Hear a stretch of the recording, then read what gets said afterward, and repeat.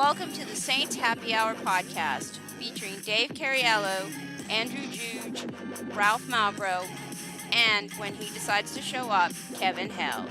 We are the perfect blend of Saint sincerity and stupidity.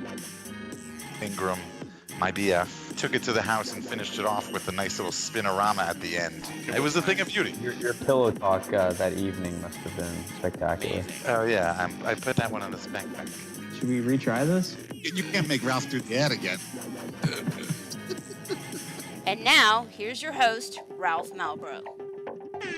All right, everybody, we're going back-to-back days because it's the opening of free agency, and you're all shut in your house, so you're a captive audience. Sorry. Listen, I had my hashtag System Corner dreams die 3 years ago.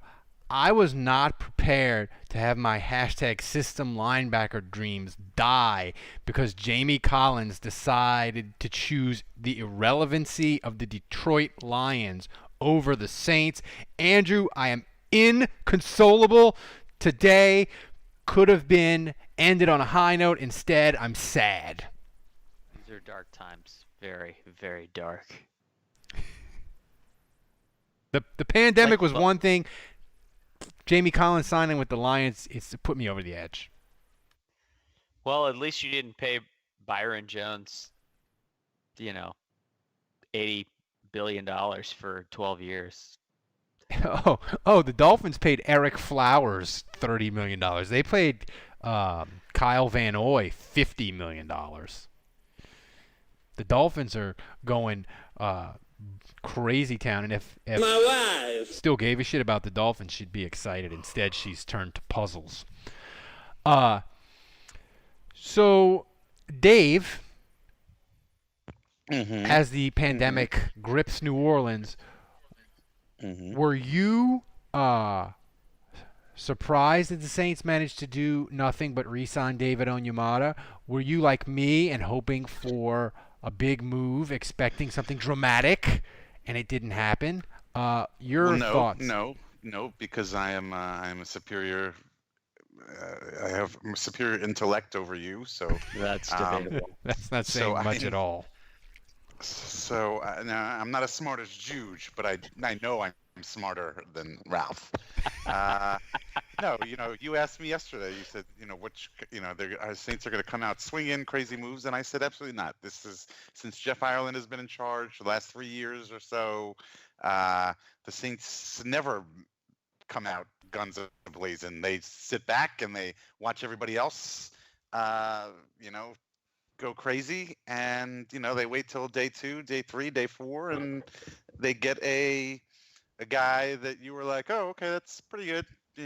Not a guy that you're like, oh my God, I can't believe they got that guy. Your reaction is more like, oh, cool, yeah, I heard of him. Okay, cool, yeah, good. And that's their MO, and that's fine because that's worked for them very well so far. So I'm totally fine with it. Onyemata, re-signing David Onyemata, yes, not that sexy, but a good move, a good decision, locking in the interior defensive line. Good decision by the Saints or Onyemata? Good decision by the Saints. Trick question. The answer was both. Was it the salaries 3 years, $27 million? Is overpay, right pay, underpay? Where did y'all come in on that deal? You asked me yesterday, and I said $10 million, and so he obviously got $9 million a year. So, I don't know if they underpaid, but it's less than I thought. Brockers got $10 million a year. Yeah, so yeah. I'd say it's right on. It's pretty, It's right on.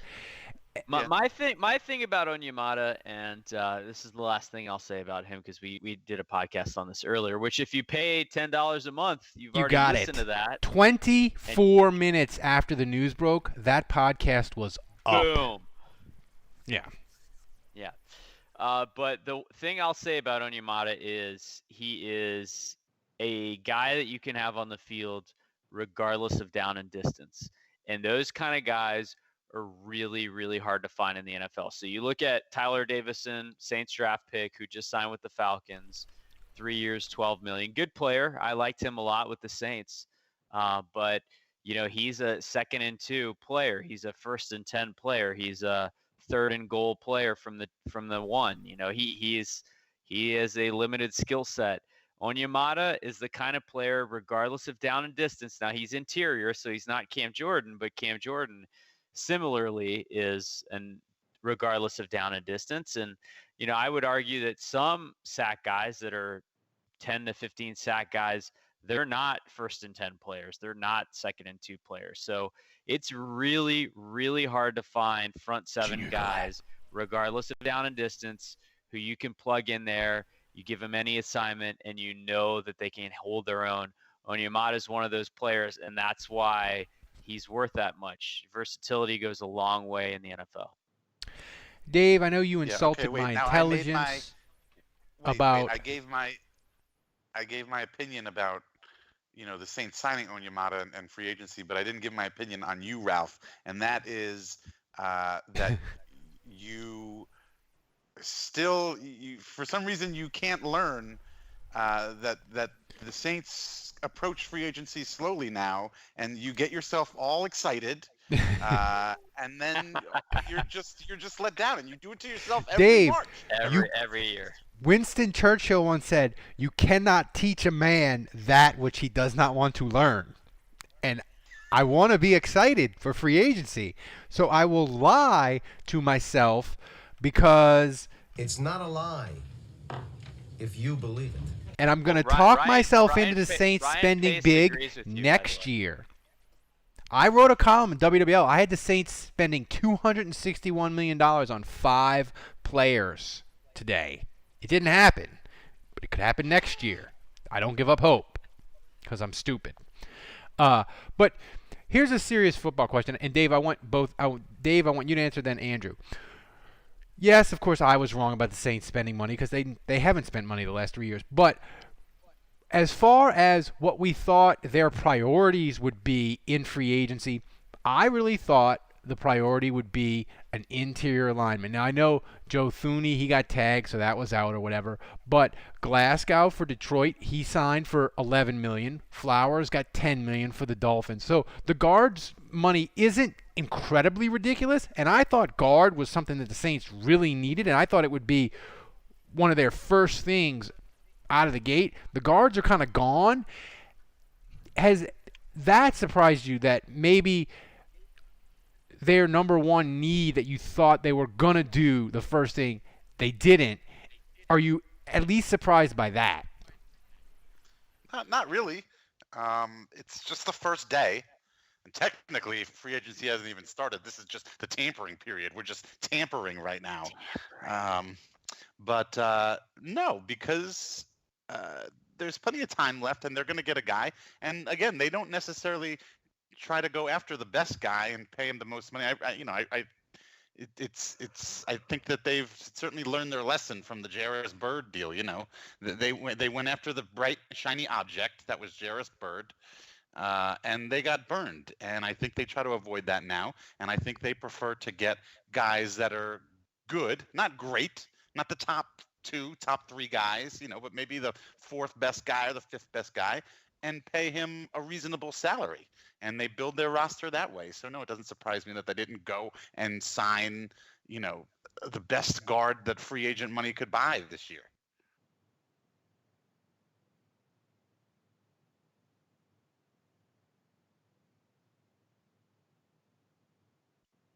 Did we just go full mute? I muted I don't myself. know. No, but Andrew, Did you mute yourself there, Ralph? Is that what I happened? did, Yes. Okay. of course. I was typing in the chat room, and I didn't want people to hear the keyboard banging or me power chugging a beer. But are you at least slightly surprised? Because the guard market is sort of second tier guys now. If the Saints want to do anything at guard, it's going to be bringing back Andres Pete. It's gonna be Andres Pete music.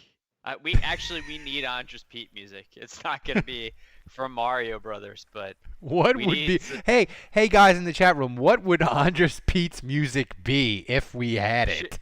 shouldn't it be like wah, wah? The sad Some trombone sort from of The Price is Right. some sort of disappointing music. You know, it's not the worst thing in the world if you get Andres Pete back for $8 million a year. I know Saints fans are like, what? But I mean, the guy made the Pro Bowl. He can play tackle.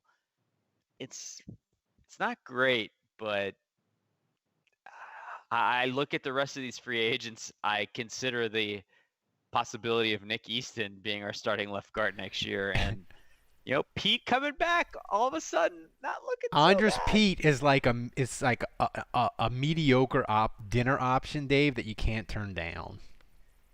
You won't say no to it, but you're not really excited about it. It's like it's Valentine's Day and you haven't reserved anything yet, and so you're like, I would never go to that place. But you start looking online and you check out Open Table and you realize that your 15 favorite restaurants are all booked, and all of a sudden you're like, man, going to the Melting Pot on Valentine's Day doesn't sound that bad. So basically, he's the Olive Garden. Yeah. Well, Melting Pot, slightly better. Southwest egg rolls at Chili's don't look so bad. Yeah. Happy Valentine's Day, baby. I love you. Somebody said the Sanford and Son theme song.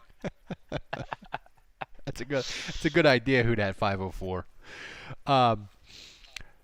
No, Saints. I'm almost kind of want the Saints to bring back Andres Pete at a reasonable contract, because no matter what the contract is, Saints Twitter, Dave, is going to lose their fucking minds, and that will entertain me endlessly. Right. Is Andrew, not that it's Saints news, but I want to tie it into the Saints because the Texans, they traded DeAndre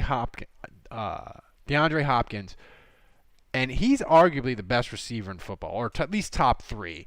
They traded him for a broken down running back and a second-round pick, and they gave Arizona a 4th-round pick as well. I was trying to think of a Saints move as bad as that. That we knew at the time, we were like, this is fucking terrible. Like, Jarvis Bird, we did not know that was terrible. The Jimmy Graham trade, we kind of argued over it. It's too bad Kevin's not on the show right now, because he would mention Sean Knight for Ted Gregory. Yeah, but even then we didn't know. You didn't know when they drafted him on that day. You were like, Sean Knight is maybe the biggest bust in Saints history. You didn't know that at the time. People were like, what the fuck are the Texans doing? Is Bill O'Brien, does he have the Rona? Is he of right mind? I was trying to think of a Saints move where you were like, this is awful. And He's Schuler. Oh, that's a good one. That is a good one. He's Schuler. Yeah. I mean, we all saw that coming. The minute they traded for him, we were just like, well, this is going to be 2 years of 6-10 or worse. Dave, were you around for the Tabucky Jones? Yeah. Was he around at the end of Hazlitt's coaching career? Yeah, Tabucky Jones. Tassucky. Yeah. I was around for that. Somebody I was said excited Steve about Walsh. Tassucky. Yeah. Well, we're But always Steve- excited when we get a new guy. Wargoat said Steve Walsh, but Steve Walsh, it wasn't a sense of, oh my God, Steve Walsh is terrible. What are they doing? It was just like, they might have overpaid. Like this move. I was pumped for Steve Walsh. I was. I thought it was going to be good. Yeah. But that move was bad. Another thing that brought me way more joy, Dave, than the Texans being dumb was the Falcons losing Austin Hooper to the Browns and then trading a second and a 5th-round pick for a dude that's caught like 45 passes. Yeah, it seems like they should have just kept Hooper. You just pay the guy and keep. They can't. They're in cap hell. I know. Yeah, That's why but, they like, got rid of you could- Freeman and they got Like, rid it of. just seems so reactionary, Andrew. Like a panic buy. They were they were at Costco and like everything was empty and they were like, we got to get something. We need toilet paper. Yeah, they got like the Wegmans brand toilet paper. Wait, what's the cornerback that the Falcons let go today? I can't remember his True name. Font. Yeah, do we want to go after him? I mean, I don't know. It's gonna be too expensive. The corner market is ridiculous. I'm curious, Andrew, what's Eli Apple going to be like? Our team's going to your theory all offseason has been teams that missed out on Jones or whoever at corner, Chris Harris, whoever at corner. Did you see what Jones made? My God, man. Yeah. So your theory has always been whoever misses out on the big good corners is going to panic buy Eli Apple at $10 million a year. And I thought you were insane, but I have to say it may happen. You count me out. No, Dave? No, thank you. Dave, Teddy Bridgewater didn't sign today. And I have always said the longer he goes without signing, the more and more likely it becomes that he comes back to the Saints. The thing is, though, they're going to pay Taysom Hill $6 million. I don't know how it would all work, but do you think if Teddy Bridgewater doesn't get a starting job, where else is he going to go if not to the Saints? Yeah, I mean, if he's not going to get a starting job, why not stay where you are, continue to back up Drew Brees, continue to stay with a team that's a legitimate Super Bowl contender, and continue to stay with a team that, then maybe next year you might have a chance to compete for a starting job. But yeah, I mean, if he's not gonna get a starting job contract and starting job money and a promise for a starting job somewhere else, then if you're gonna be a backup, I feel like seems to me he should just stay here. Andrew, it's rare when we make these free agent predictions about money or where players are going that we're all horribly, horribly wrong. Usually it's just me. We whiffed on Jimmy Graham in a way that is comical. I mean, listen, people that listen to this podcast regularly know I am in favor of spending money irresponsibly. I do it in fantasy football auction draft every year. I spent $182 on Jared Cook, and even I, Andrew, cannot condone what Ryan Pace gave Jimmy Graham. He gave him 2 years, $16 million, $9 million guaranteed. Weren't me and you arguing over the podcast on whether he would get $5 million? Yeah. Yeah. I feel like That Ryan... doesn't make you guys wrong. It just means that you guys weren't willing to pay that amount of money. You guys very well could have been right, and this could blow up in their fucking face. Ryan Pace is like... So Mickey Loomis is like the dude that dated this really hot supermodel in her prime, and then he marries her, they get divorced, and like 7 to 12 years later, when she's washed and she's had a bunch of plastic surgery, she doesn't look nearly as good, and then I feel like Ryan Pace starts dating her. I feel like that's the state of affairs with Ryan Pace. Well, here's the thing, Dave. The Bears have 1, 2, 3, 4, 5, 6, 7, 8, 9 tight ends under contract. Ryan Pace is the dude at Costco hoarding toilet paper at this point. And the toilet papers are tight ends. That's excessive, and Amazon is is it about not? to shut you down because nobody's going to be paying for your price gouging tight ends. Not to mention he tried to steal away Josh Hill. He really does have a tight end fetish. My He God. does. Which is hilarious because they still don't have a good one. They really have 9 under contract. They have 9 under contract. Jimmy Graham, Trey Burton, Adam Shaheen, Demetrius Harris, Ben Brocknucker, Jesper Horsted, J.P. Holtz, Eric Saubert, Dax Raymond. That's a lot of tight ends. Dax Raymond, wow. Yeah, and hey, there's still the draft too, so still time to get more. before the quarantine. Before we're all quarantined and you're not going to be able to buy any more tight ends. Was there ever a position that you felt like a Saints coach binged on? I mean, they did linebacker in free agency in 2012. Remember, they signed Lofton, Chamberlain, Hawthorne, and Hawthorne all in a day and a half. I mean, that was Nate excessive. Supar, maybe. Yeah. I'm trying to. No, they didn't do wide. They've never done wide receiver. Didn't Jim didn't they did they had who did Jim has? They had Norman Hand, and then they had the fat guys. They had Grady Jackson. Hollis Thomas. What's that? Hollis Thomas. Yeah, I was trying to think. But oh my God, my cats are going bananas.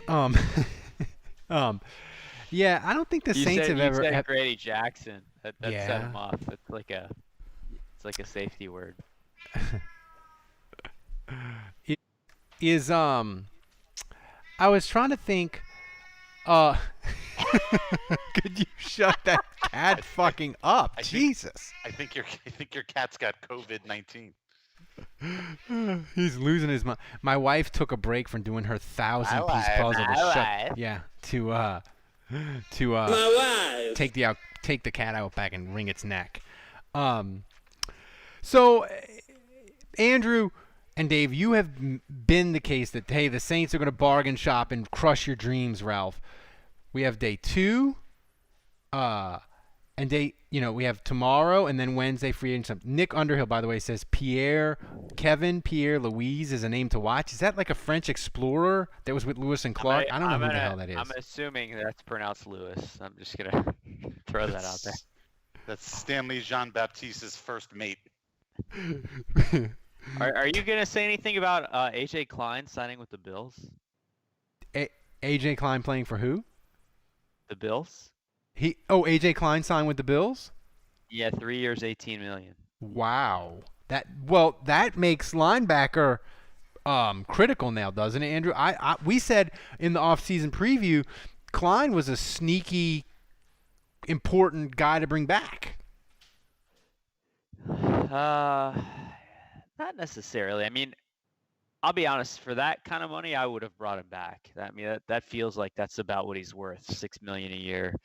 But I think the Saints could probably find someone that performs on a similar level. There's a lot of free agents at that position that are really solid this year. What was the guarantees for Klein? I don't know. Maybe somebody in the chat can. Us. That's surprising that they didn't keep him for that, because he was only making 5. To go from 5 to 6 is not that great of an increase. So Dave. It's 3 years, 3 years, $18 million, 9.7 fully guaranteed. Ooh, pretty. So about half. Dave, if I'd have told you Klein got that deal, would you have said the Saints he'd still be a Saint? Yeah, I'm not happy to see him go. That's disappointing. I know he wasn't the greatest linebacker, but he was definitely good, definitely serviceable, good locker room guy. I would have liked to see the Saints keep him. You know what losing him means? That's Anzalone's music. Well, that. Go ahead, Ralph. Slowing the trigger. It's that, plus it's one step closer to our first comp pick in like a decade. Oh my God! It's so close. Loomis is gonna have to get reckless to to make sure that doesn't happen. Yeah. You said in a decade, Andrew, when was the last time the Saints actually got a comp pick? I'll look this up. You guys keep talking. Probably never during the Sean Payton era. The last time America had a pandemic. Right, 1918 was the last time the Saints had a. when the Spanish flu. 2011, apparently, was the last time they got a comp pick. Well, that was the Sean Payton era. Who was that? There's a good trivia question for you. Who was the last New Orleans Saints comp pick? I have no idea. Yeah, I don't either. So you said it was 2011. What round? Well, Wargoat says he thinks it's the 7th rounder in 2011, but that's not even a real pick. I mean, come on. We've got to confirm that though. But who would they have drafted in 2011 with the 7th round pick? Nate Bussey. Remember yeah, him? that's he came on this podcast. Yeah. Did he? Well, either that or I interviewed him for Saints Nation separately. You probably interviewed him for Saints Nation. I don't remember. We had Jameson on. I don't think that's the last player. Player interviews with us don't go well. Is Natrell Jamerson the last player interview? The last one. Unless we had Eric Harris too. We had Eric Harris. What? Yeah. Yeah, but he was before Natrell Jamerson. Yeah.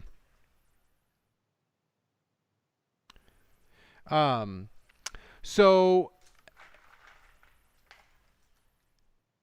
with free agency, is there anybody in the chat room you can throw names out? I know Nick Underhill did with the Lewis and Clark helper on the expedition, Sacagawea or whatever his name was. But Andrew, is there any name that you're like, oh, he's a middle class guy that the Saints could realistically target? I don't know. I mean, without throwing out names, I just feel like they got to figure out guard. There's no way they can go. I will say, actually, forgetting all that for a second, the biggest surprise to me is that the Drew Brees contract isn't done yet. Like, he wants to come back. The CBA's done. Well, what are they waiting for? I feel like the Brees deal needs to be inked and done. Like, that should have been the first thing that dropped. What am I missing? Well, you know what, though, Andrew? We said the same thing in 2011 or 2012, right? We're like, Drew Brees' contract is up. They've tagged him. They have to do Drew Brees first. Mickey Loomis did it exactly backwards. They did everything else and then did Brees. Now, I know they have a bunch of dead money that they have to get done. They can't let it go past Wednesday.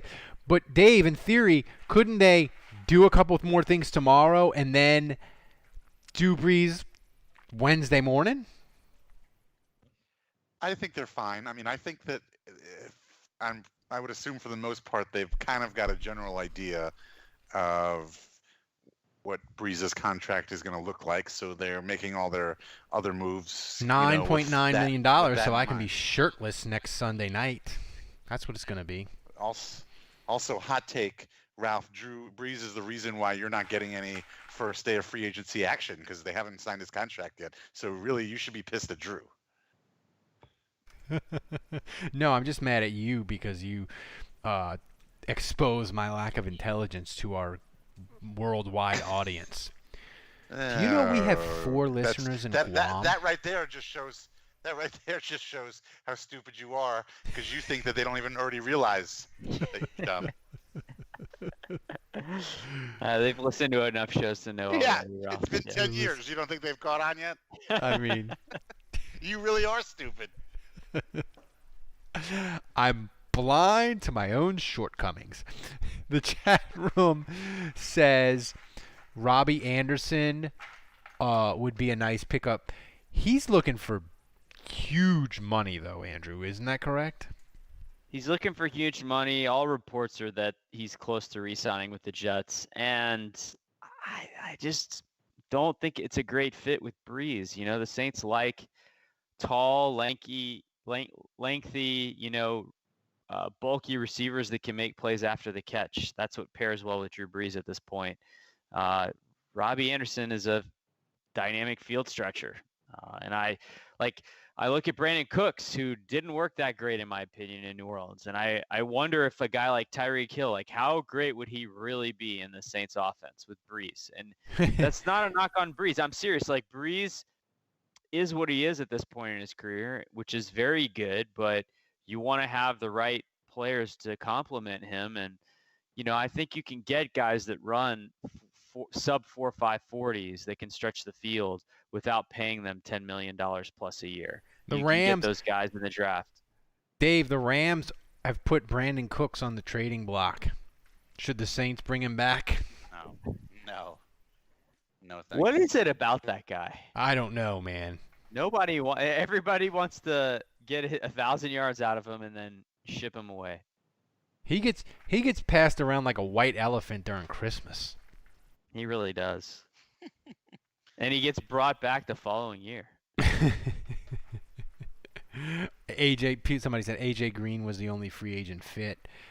Jason says hell no on Cooks. Somebody said Corey Littleton would be a good addition. Corey Littleton is going to cost a lot. But the thing is, sometimes in free agency we have this idea that guys are going to cost a lot. Mark Ingram last year, they said he was going to get $8 million a year at the combine. He barely got $5 million. So I don't know necessarily that we know about all these costs. Sometimes guys fall through the cracks, and we're like, wow, that guy. I think it's important to remember that, and if you pay $10 a month and you listen to our daily show, and you would have heard me say this today, but that's another shameless plug that you should do it. But every year, and I just remember that year where the Saints signed DeMario Davis, Patrick Robinson, Ted Ginn. I mean, they were all announced within minutes of each other, and it was right when the free agency tampering period was over and you could officially sign guys.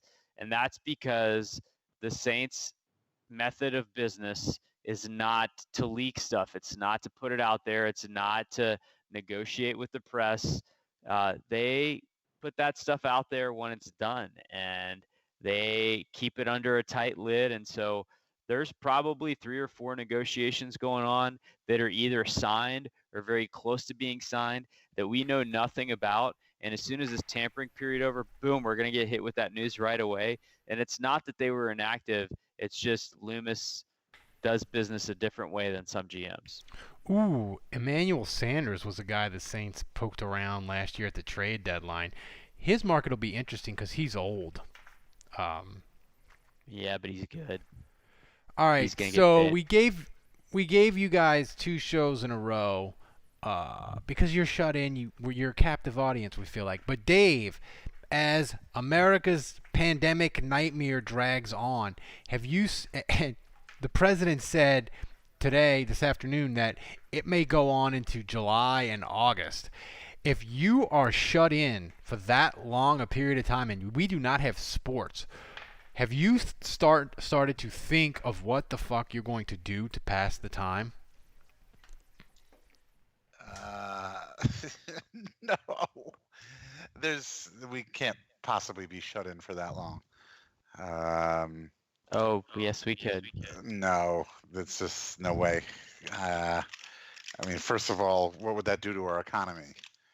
And second of all, I don't know. I don't think there's any way that you're going to get America to stay in their houses for 5 months. Wait, not give them sports. Wait, the Bills traded a first, a fifth, and a sixth to the Vikings for Diggs and a seventh? Bill O'Brien needs to be taken out back and tased.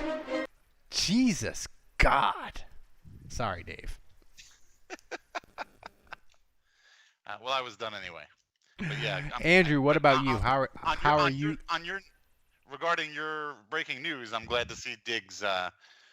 1, not on the Vikings anymore, where we seem to see him regularly, and then 2, not even in the NFC. Andrew, have you thought of plans to like survive the pandemic if it stretches way longer than any of us could bear? I can't imagine work being any worse than it was today. So, but I've said that every day last week, and it kept getting worse. So today was my worst day yet. Oh my gosh. And so I think tomorrow has to be better, maybe. I don't know. People in the chat room say they want Kwiatkowski.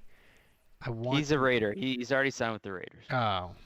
They have a lot of guys in the draft. If you guys are up for let's hear Ralph mispronounce and butcher names, they have a lot of 9, 10, 12 vowel names in the draft. So if free agency doesn't work out for you. I was very surprised to see the Raiders go with Marcus Mariota. That was like, who do you start there, Mariota or Carr? Because I feel like they're similar QBs to me. Why do people keep wanting Marcus Mariota to happen? Like, he's not any good, and he's hurt all the time. Like, so did they pick him up to be Carr's backup? Is that they're just... Maybe, I don't know. I think Gruden wants to get rid of Carr, but final thought. I want a prediction. Hold on. Fredo goes Carr or Mariota, a Hyundai or a Kia. That is rich. Final thing. One more week to enter into the drawing for the Shy Tuttle socks, and we'll get a winner. We don't quite know when we'll get you the socks because of the pandemic, but you have one more week to send us evidence either by Twitter DM or email saintshappyhour@gmail. Send us evidence that you used the custom RSS feed if you're a patron. We have 43 people entered. One of you is going to get a pair of Shy custom-made Shy Tuttle socks. You got one more week, so do that. And also sign up at the $10 level so you can get the Crew to Taste Some Cup. It's amazing. So, everybody, we gave you 2 days in a row. That's how much we care about you in America's time of need during the pandemic crisis of 2020. So, for Andrew, for Dave, who insulted my intelligence, for Kevin, who is somewhere in St. Louis, hopefully avoiding the corona, I'm Ralph. Until next week, the bar is closed.